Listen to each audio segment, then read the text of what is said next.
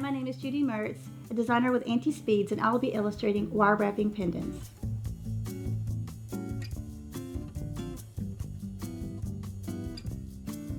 So the first thing I'm going to do is illustrate how to do a coil, because this is going to be the technique we use to attach the pendant that's known as a donut pendant. Okay, so how you do a coil is you have your wire, and you've already used your nylon plier to straighten it. It's nice and straight and it's ready to go. Okay,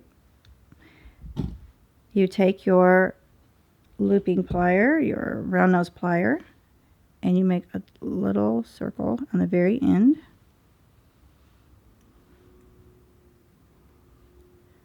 Now it's important that how you start this is nice and precise, because how you start this is how it's gonna really determine how your coil is gonna look.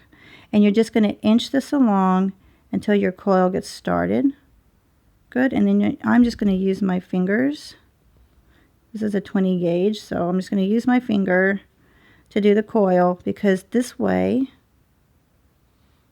you don't have tool marks on your coil.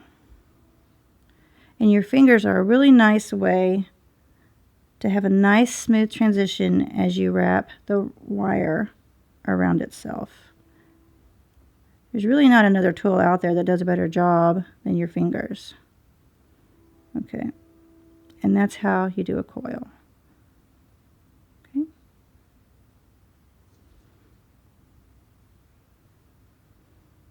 So this is a technique we're going to be using on the pendant. So what we're going to do now is we're going to demonstrate how you go ahead and connect a donut pendant to a necklace. So what I like to do, there's several different methods you can use, but as shown just previously, we're going to use a coil in the front of the donut. So what we're going to do is we're going to take, this is about 11 inches of wire that I have prepared. This is a 16 gauge wire. It is artistic wire. And so it's about, like I said, it's about 11 inches. And I'm going to begin my coil on one end.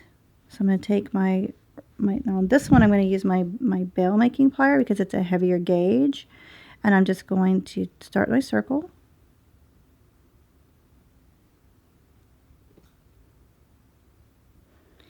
And you don't want to apply a lot of pressure, a lot of hand pressure to this tool because you don't want to scar the wire. You just want to apply just enough pressure to get it to go around. So if it takes a little bit to get it to go, then so be it.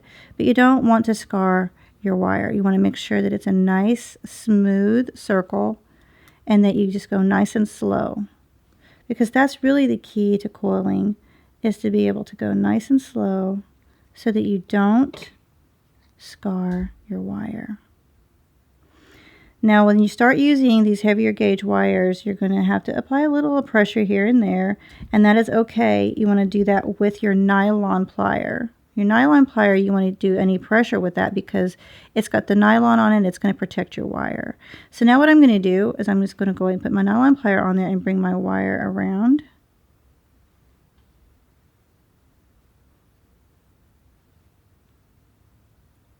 Creating my coil.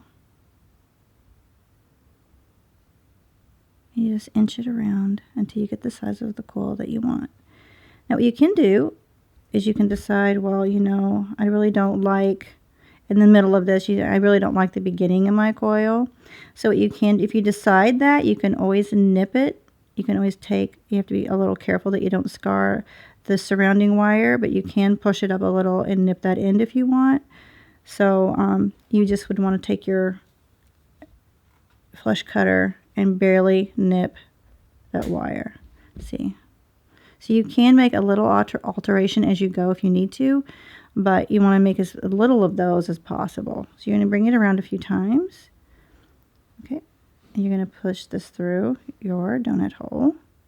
Okay. So you're going to kind of get a general sizing. What you're going to do is you're going to be sizing it a little bit. So you say, okay, is this going to be about the size I want? And that's about right there. Okay.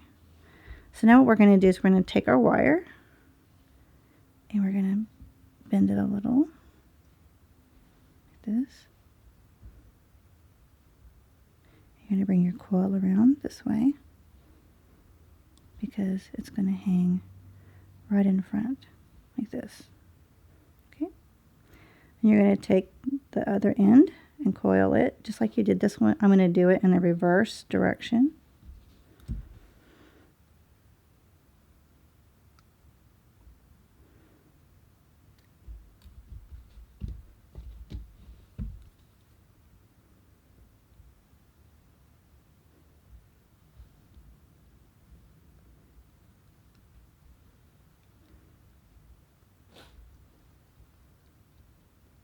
And we're just coiling it just like we did the other side.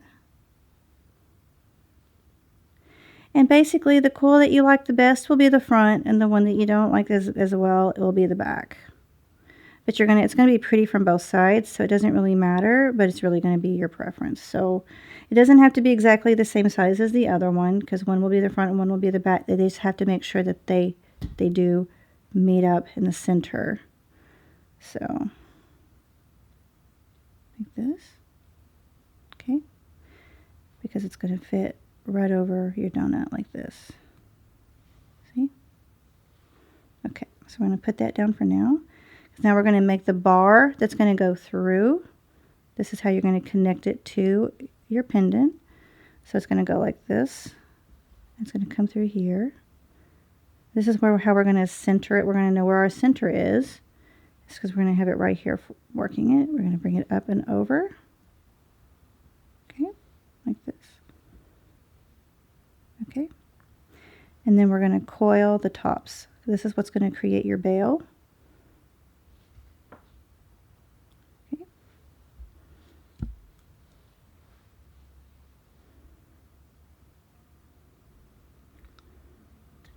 And this wire I'm using was cut at about 5 inches.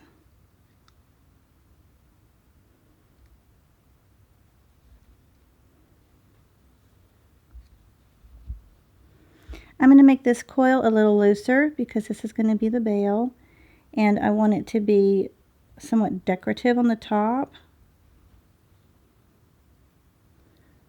but it's really going to be up to your own preference. Okay, I'm going to turn it over and do the other side in the opposite direction.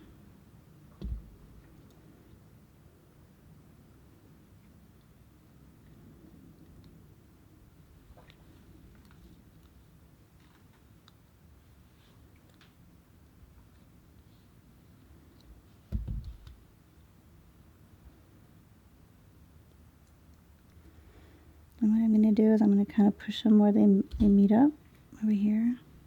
Okay. Right. So I've got it through the center of my pendant. And I have my bail coiled on both sides. I'm going to cross them with each other. So one's going to come in front and the other one is going to go in back. And I'm going to just twist it. This. One is going to be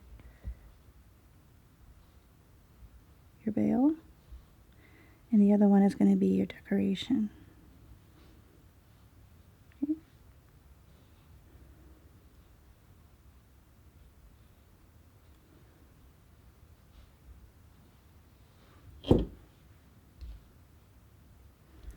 Now the wire has started to work harden itself because it's 16 gauge wire.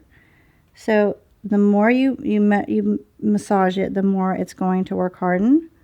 So this is why you don't have to put it on your anvil, because it's already, your hands have already done the work for you. So now you can hang this right on your necklace. And then I take and put, this is where you're going to you can dangle stuff from it, or you can just simply turn it at a slight angle so that it looks like it's just a little kick off the bottom. You can make it where it's shorter or longer. It doesn't really matter. But there is your pendant. It just hangs right on the necklace. I have one finished here I can show you.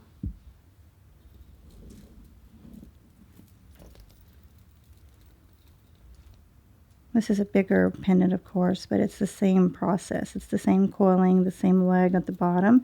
And this is where I have dangled some wire wrapped beads that I put at the bottom, just to kind of give you an idea what it looks like if you wanted to do that.